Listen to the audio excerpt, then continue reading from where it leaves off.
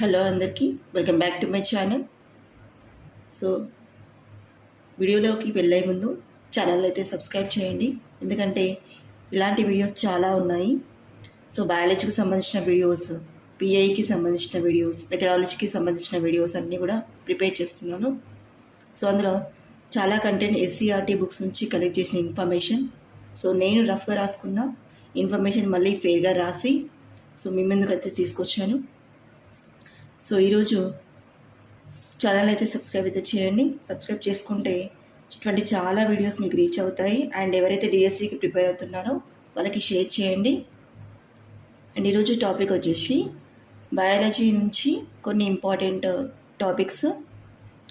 So soil composition of the soil పర్సంటేజ్లో information అండి. ఈ ఇన్ఫర్మేషన్ అనేది చాలా ఇంపార్టెంట్. ఫ్యాక్చువల్ ఇన్ఫర్మేషన్, ఇయర్స్ కావచ్చు, పర్సంటేజ్ కావచ్చు, వాల్యూస్ కావచ్చు, ఇవన్నీ factual information.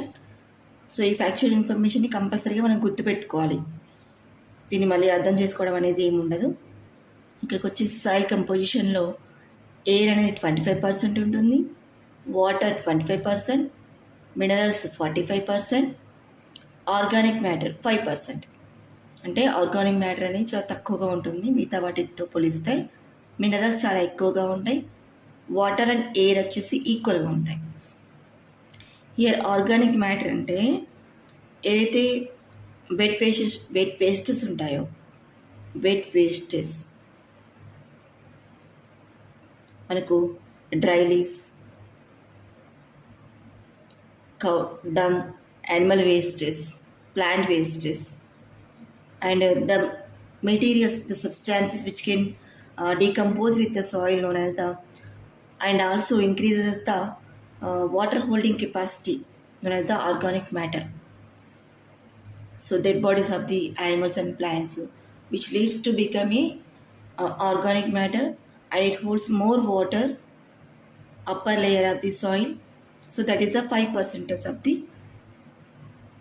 in the soil. Okay, next waste generation from different products. So అంటే మనకు డైలీ చాలా వేస్ట్ అనేది ప్రొడ్యూస్ అవుతుంది. అది సాలిడ్ వేస్టే కావచ్చు, వెట్ వేస్టే కావచ్చు.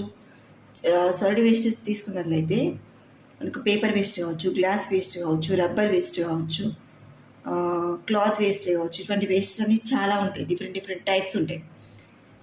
నెక్స్ట్ వెట్ వేస్ట్స్ అంటే అవి మనం ఫుడ్ వేస్టే కావచ్చు. ఈ ఫుడ్ వేస్ట్ అనేది కంపల్సరీగా మనకు డీకంపోజ్ అవుతుంది. దానివల్ల రీసైక్లింగ్ ప్రాబ్లం అనేది ఏముండదు. దానివల్ల పొల్యూటెంట్స్ అనేటివి కూడా ఏం యాడ్ కావు.